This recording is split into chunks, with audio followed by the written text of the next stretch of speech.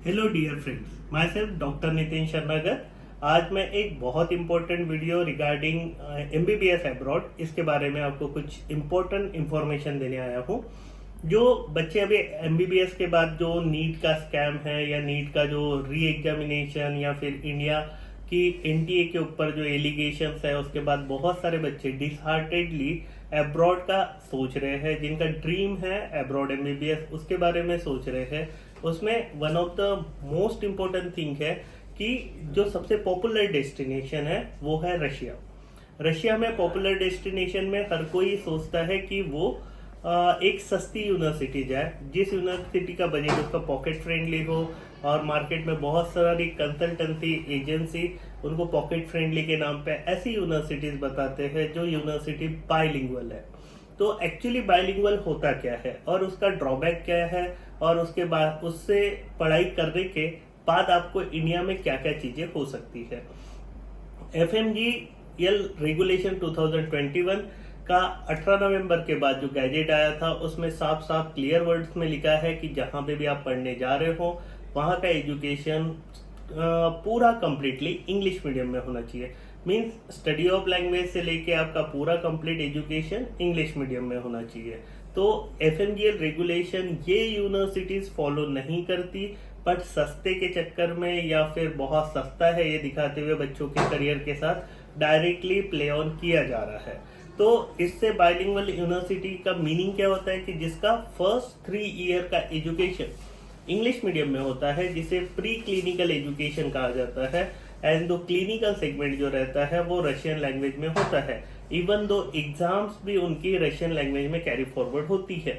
तो ये यूनिवर्सिटी का फी बजट या बजट स्ट्रक्चर काफी लो रहता है, और बच्चा इस हिसाब से ऑप्ट आउट करने जाता है कि सर 2.5 लाख में हो रहा है, 3 लाख में हो रहा है, तो ये यूनिवर्सिटी सस्ती है, इतने बच्चे जा रहे हैं, ये सिटी में है, वो सिटी में है, इतना अच्छी सिटी है, इतना ये रैंकिंग दिखा रही है, वो रैंकिंग है। बट हमें इंडिया में आके सेटल आउट होने के लिए नेक्स्ट की एग्जाम देनी है। उस एग्जाम के लिए हमारे को जो बेसिक रिक्वायरमेंट है वो वहाँ का एजुकेशन इंग्लिश मीडियम में होना चाहिए।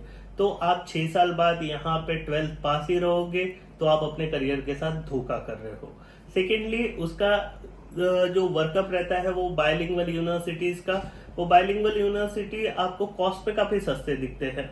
खुदा ना खास्ता आप कोई भी सेगमेंट से कोई डॉक्यूमेंटेशन वर्कआउट करके इंडिया में रजिस्टर्ड हो भी गए, यानी होने के लिए एग्जाम देने भी आए, तो आप वहां पे पूरी ट्रेनिंग रशियन लैंग्वेज में ले रहे हो। उसके बाद आपको नेक्स्ट की एग्जाम देनी है, which is very much depend on the clinical scenario for next 2, and next 1 will be the objective based question. इसके लिए आपको 8 या 9 ही अटेम्प्ट मिलेंगे, बिकॉज कि 10 साल के अंदर आपका एमबीबीएस कोर्स कंप्लीट होना चाहिए। ये एफएमजीएल रेगुलेशन 2021 का डिमांडेड स्टेटमेंट है और उसने क्लियर कट मेंशन किया हुआ है। तो बेसिकली जो बच्चा पेशेंट ही रशियन लैंग्वेज में देख रहा है या फिर जो वर्कअप ही रशियन लैंग्वेज में कर रहा है, वो आके इंडियन मेडिसिन, इंडियन सिनेरियो को कैसे कंप्लीट करेगा। तो ये बहुत इंपॉर्टेंट चीजें को ध्यान में रखते हुए, जिनके एडमिशन लेटर पे साफ साफ लिखा हुआ है यूनिवर्सिटी आपके साथ डील नहीं कर रही, आपके जो एजेंट, ब्रोकर या यूट्यूबर मान लीजिए जो आपको सस्ती यूनिवर्सिटी के नाम पे यूनिवर्सिटी बेच रहे हैं, which cost you more harm in future, क्योंकि उनके एडमिशन लेटर पे साफ साफ लिखा है कि partial segment of condition will be teach in English, जो अच्छे से फ्रेम करके दिया है, एंड बाकी चीजों के लिए आपको रशियन लैंग्वेज पढ़नी पड़ेगी। ऐसा कोई भी यूनिवर्सिटी एडमिशन लेटर आपको अगर दे रहा है तो इसका मतलब साफ साफ है, ये वार्निंग बेल है, आप इसको समझिए और आप अपना proper admission proper through channel चाहिए। Bilingual university will harm you for your all career of point. And बच्चों ध्यान रखिए, ये आपके करियर का डिसीजन है, यहाँ से नीट से भागने वाला डिसीजन नहीं है। तो एक बार इंटर करने के बाद आप यूनिवर्सिटी नहीं बदल सकते।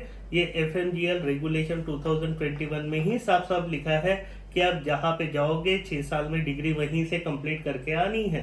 तो कोई भी सो कॉल भैया, दीदी या फिर कोई भी आपको सजेस्ट कर रहा है कि ये सस्ती यूनिवर्सिटी है बेटा यहाँ पे चले जाओ, तो ये आपके लिए लाइफ थ्रेटिंग कंडीशन हो सकती है, क्योंकि 6 साल बाद भैया दीदी हाथ ऊपर करके खड़े हो जाएंगे कि ये चीजें हम नहीं कर सकते। तो जिन्होंने अपना वर्कअप जिस जगह से लिया है, जिन्होंने 2021 के बाद एडमिशन लिया है और जो वहां से अभी कर रहे हैं, उनके लिए ध्यान देते हुए ही यूनिवर्सिटी ऑप्ट करें। ये बेसिक जनहित में मैसेज जारी है, तो इसको आप देख सकते हैं और चैनल को सब्सक्राइब एंड लाइक कीजिए। Thank you.